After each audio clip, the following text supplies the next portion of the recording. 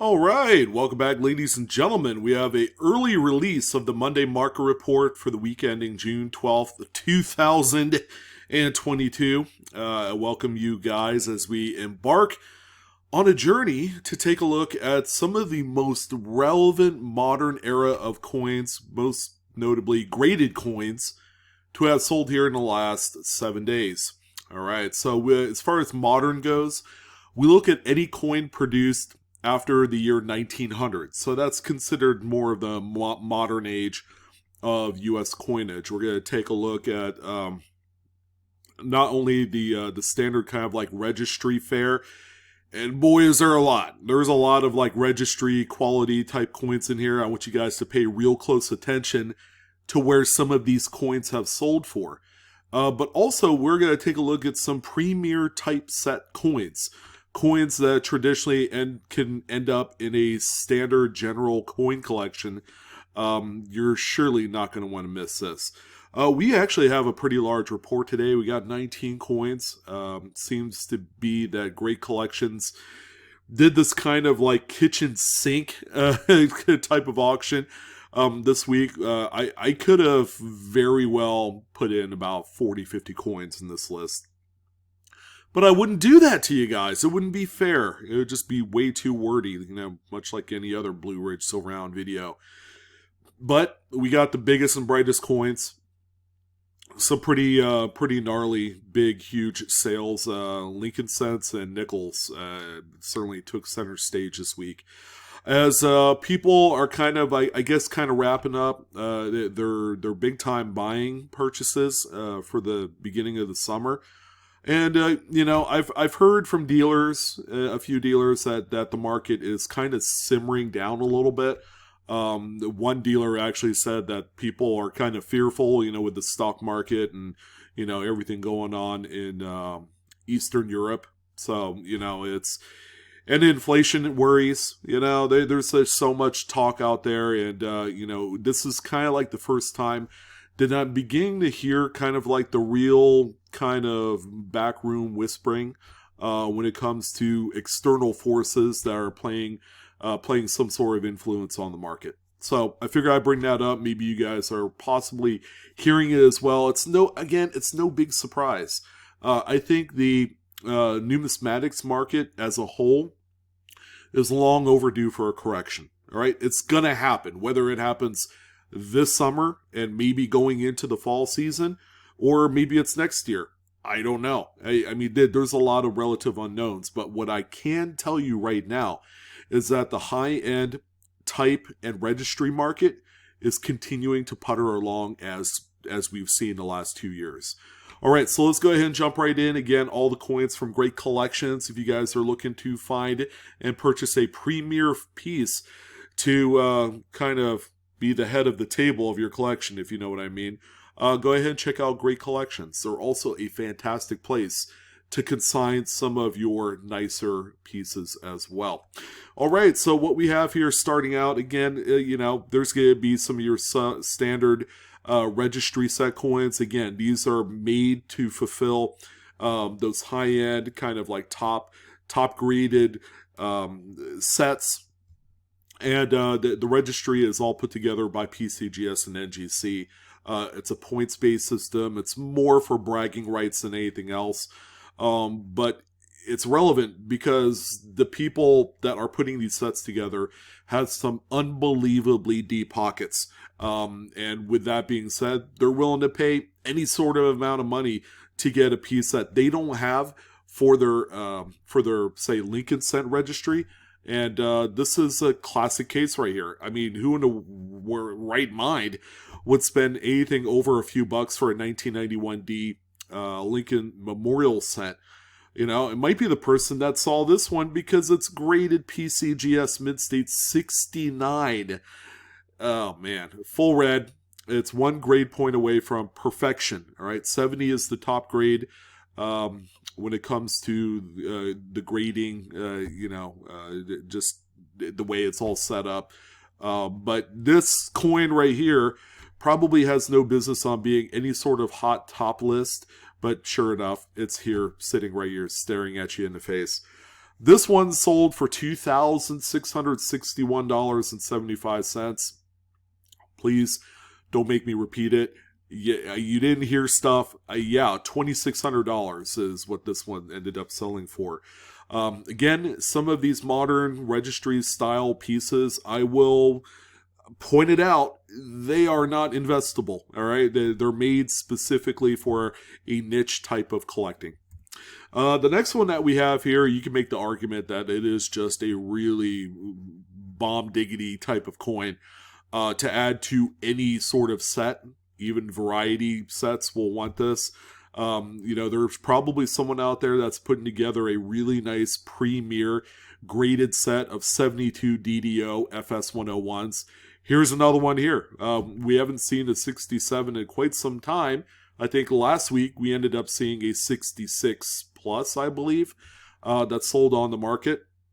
Great collection specifically, but there you go. Look at the dramatic doubling all over the front of the coin. Liberty, In God We Trust, and even the date. It's all quite powerful and strong on this. This one, again, Mid-State 67 red through PCGS, sold for $3,768.75. They do get more expensive when you get into like plus grades and 68s. I've seen a few in my lifetime. And I'm sure we'll probably see another one sometime in the future. All right, so not one that you would think you would see on here is the 1960 small date. This is a Denver minted Lincoln Memorial set. Now, the Denver mint kind of makes it less thrilling of a coin because the Philadelphia small date 1960 is the one that you want, right? However, this one, again, is made for a registry set. It's a Mid-State 67 plus.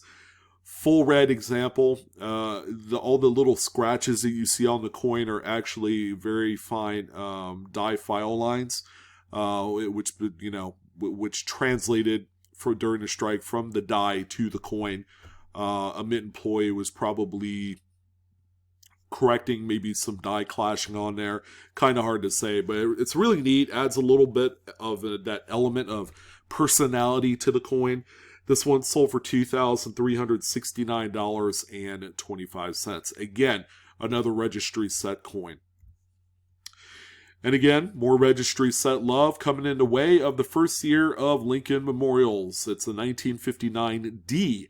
This one is a PCGS Mid-State 67 plus full red. By far and away, a much prettier coin than the 60D small date that we saw before it. You begin to collect into the 60s of these Lincoln Memorials, and you're going to find a lot of those die file lines. You're not going to see coins that look like this, where it has nice satiny, lustrous fields compared to the previous coin. This one right here sold for $1,749.38. We've seen a number of these 67 plus 59Ds sell in the past. They're not particularly super scarce or rare. But as far as like types or registry sets, they are a necessity. So still a nice, healthy price coin when it's available, and people will certainly fight for them. All right, so we're getting into the more spicy coins here. 1950s Lincoln wheat cents. Can be a little crazy at times. Now, the 57 you see here is not one of them. This is just a kind of standard, fair, kind of registry set coin. Not particularly the strongest grade, and it is NGC graded as well as a 67 red. So, just a really nice traditional coin here. If you need it, you want it, there it is. I think most people would prefer a PCGS graded example. That's going to be a much more discerning grade for a lot of registry set participants, seeing as how they believe that PCGS has a little bit stricter grading guidelines. This one right here sold for $1,665. All right, so we're going to get into the big booms. You guys looked and saw the thumbnail that we had for you in this video. Yeah, would you believe it? 1953 Lincoln wheat cents. In total-wise, captivated nearly $40,000. All right, this is part one right here. This is a 53S. Now, I know a lot of you probably have, a mid-state version of this coin. It's not rare. No, it's not. I mean, we're finding, mid-state 65 reds. You need one for, your Lincoln Cent set, and you just don't want to settle for a circulated copy of this coin. You could certainly find a kind of like mid-state, really attractive looking coin with very few marks and distractions on there for $1 or $2. All right, we can all agree that that's the case. However, again, the registry set, arena is incredibly dumb and, sometimes irrational. Okay, and this is one of those classic cases here where it could reach that level. This is a mid-state 68, not taking anything away from the grade. I think this thing is a gauntlet in the registry set scene. This one coin right here sold for a life-changing $19,125. Okay, not to be outdone. You also have the Philadelphia variant as well, which, as you guys know, this is probably the premier Philadelphia 1950s Lincoln Wheat Cent. If you're looking for this in the highest grade, prepare to probably give up your firstborn or give up some rough cut diamonds and, just go ahead and put a second mortgage on the house. This coin doesn't look like the 5-figure coin it should be. I still can't believe it myself, and I've been in the industry for over 25 years. This is a mid-state 67 plus. Okay, oftentimes 67 has always been the high bear, kind of like that that just line drawn in the sand for this particular date. But there you go. Here's one that's just slightly better than all the rest. So how much money are we talking about here in terms of being able to reel this one in and really make a huge difference in that registry set? How about $20,812.50, guys? Yeah, that's not a typo, right? You remember seeing that on the thumbnail? No, it's not a typo. That is the realized price of this 53 Lincoln Wheat Cent. Again, not a particularly scarce date to find in mid-state condition, if and only if you need one for your Wheat Cent series. I mean, they are out there. And, again, it's $1 or $2, $3, but when it comes to the kind of like that next level, beyond the next level, something like this, it's really, really hard to justify the 20 grand for this one. But yeah, I mean, it's worth it to a registry set person. And you guys are right. You're going to say, man, that's dumb, and I will say this as kind of like a word of caution. Do not attempt to go out there and find these things so that way you can grade them. They're as tough as hen's teeth to find relatively clean enough where they'll grade anything above a mid-state 66. And you don't want a mid-state 66. That's going to be like a $30 coin right there. Yeah, this coin obviously has no safety net. And that's what makes it dumb. All right, so we got some nickels on tap here for you. How about 88D, right? I mean, just another crazy coin to have on a list because it's barely 30 years old. And, well, it's here because nickel registry sets are probably in second place to the Lincoln types because of the full steps designation. So we have a relatively clean mid-state 67 full stepper right here. All right. Again, another important, very well needed coin for a nickel set. This one ended up selling for $2,081.25. So just looking at the first 8 coins right here, you're kind of thinking, yeah, the market doesn't seem like it's going down any. Yeah, I think we're making the argument in the case here that, the registry set market as a whole has been relatively healthy. Again, really healthy. Like, we're talking, says someone that goes to the gym twice a day, healthy. Now, I'm not saying that that's particularly healthy, but, these people are fanatics when it comes to their registry. Speaking of which, 54S, another really big coin. God, I haven't seen a really decent full step example of the state in probably a fortnight, and we're not talking the game. We're talking about like true legit fortnight, like 100 years or however much a fortnight is. Yeah, I don't know. I'm not that nerded up on good old Renaissance type of talk, but yeah, that just came out of nowhere, huh? But yeah, this is a very important coin. You just don't see these with full steps. This one right here sold for $11,812.50. Just showing the sheer importance of the thing. Here's also another 54. This time a proof. All right, proof coins never look this good. Probably because you don't find any deep cameo finish. This one right here has pretty nice frosty surfaces. This one ended up grading as a PCGS Proof 68 Plus deep cameo. The fields are incredibly watery, very reflective, and quite dark. I love it. There's the contrast just really makes this one stand apart from the rest. This one sold for $6,300. 54 is a very tough date to find original. These things have been cherry picked to death, and they have very low mintages. So a 54 proof set will probably set you back a couple, $200 or $300 if you just want a set for your collection. Here we go, few more nickels as far as Jeffersons go. Here's the 49S. Always a clean date to come across for full steps. They're generally very well struck. You've heard me say that before. This one is a PCGS Mid-State 67 FS. Looks every bit of it. Very lustrous. That's just playing a part of the period of that particular strike. 1940s nickels are all quite well struck and lustrous. This one right here is sold for $3,993.75.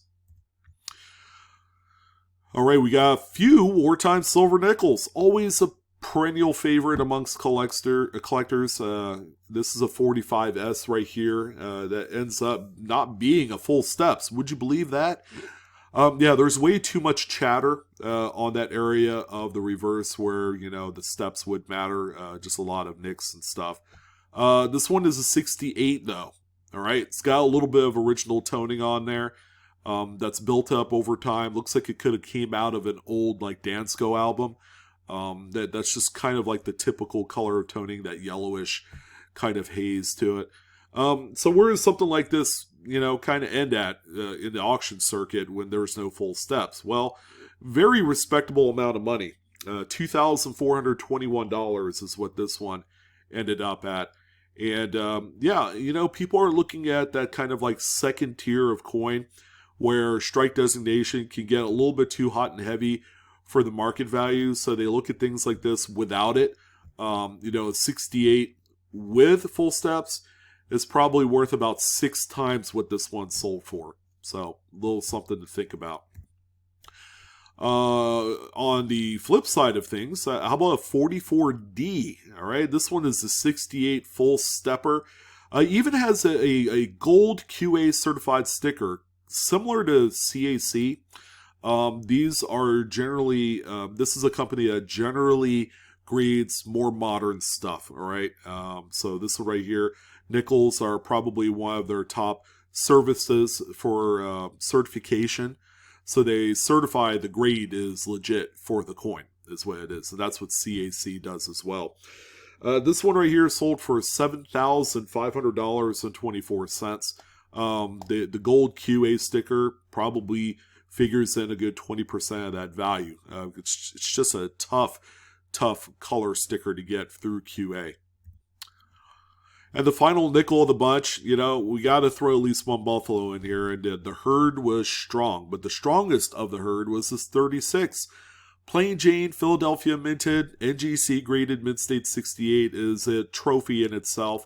Don't let the date fool you. Yeah, there was millions, not billions, millions of these made. It's one of the higher minted Buffalo nickels in the whole series. And this puppy sold for $6,531.75. Well, believe it or not, we have a couple Rosies. Just showing you just, the amount of love that's still out there. I would say Rosies, as it being a part of standard U.S. denomination of coins, is a rather niche market. All right, there's not nearly as many people or registry sets for Roosevelt dimes as there are for Lincoln cents, nickels, and quarters. But we do have a much, much tough 49S. It's one of probably, it might be the key of the series. That's how tough it is. This one right here is a mid-state 67 plus with full band, so it's got that nice heavy strike on the reverse. This one right here sold for $1,800. Figuring also that it does have some of the original toning on there after years of storage. Not the most attractive, but, the purists that collect into these want that originality. And a 48D as well also showed up. This one actually has a much better palette of color on the obverse compared to the previous coin. And a much more attractive appearing grade to it as well. It's a mid-state 68 full bands. The previous coin was a 67 plus. Not too much change right here, but again, another semi-tough date for the Roosevelt Dime series. This one sold for $2,110.50. All right, this is the last dime on the list, but a very important one. You guys know your key dates very well. So it's 16D is probably a top 10 for the 20th century type coin group. This one right here is always desired and wanted. I'll probably go out on a limb and say in any condition, because we have a PCGS genuine cleaned XF detail. So this thing was cleaned many years ago and then retoned over time, which does happen, and it kind of throws a lot of people off, but it does not throw off the graders. A lot of the things that you're going to look for on these are your hairlines, indicating some sort of friction cleaning of some sort with a cloth, but also the overall just bland gray undertones of the whole thing. Yeah, sure, this coin retoned, but it's a retoned heavy, just like single color gunmetal gray all across the coin, and that's a pretty big red flag for these. So it's cleaned, not quite body bagged. Some people would say it's a problem coin, but how does the market respond, right? This one ended up selling for $5,062.50, proving yet once again that sometimes the genuine details, grade designation, doesn't matter. If this one fits in a typeset because it still has the look, in quotations, then yeah, there's going to be some hot and heavy bidding going on for this one. All right, a few more coins left. We have a couple of quarters. We have a 68D, and these are two opposite ends of the spectrum on the MMR this week.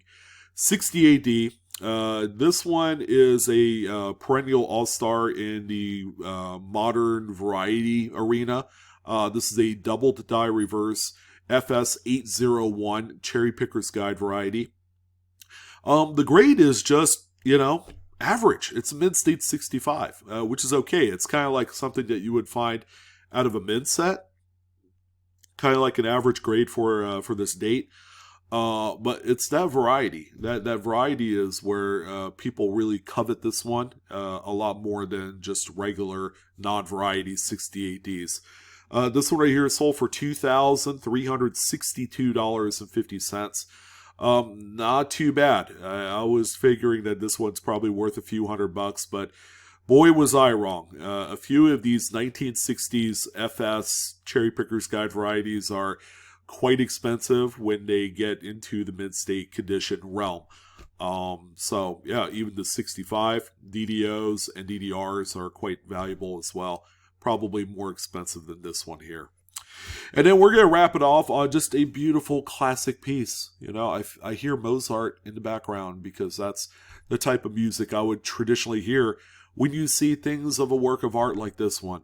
1917 Standing Liberty Quarter. This is the Type 1 So you don't have the stars on the reverse under the bird, and then you have a few other obverse details like the exposed breast area and the shield details is a little bit different, the rivets and the hair detail. Yeah, this one is kind of like an otherworldly type of coin.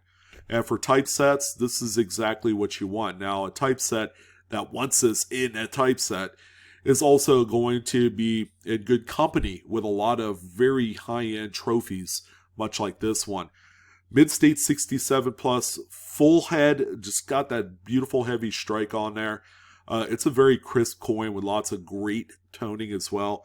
This one ended up being the top bearer of this week's MMR at $21,066.75, beating out that pesky 53 by a few $100. It's just crazy that these two coins are on like an even playing field.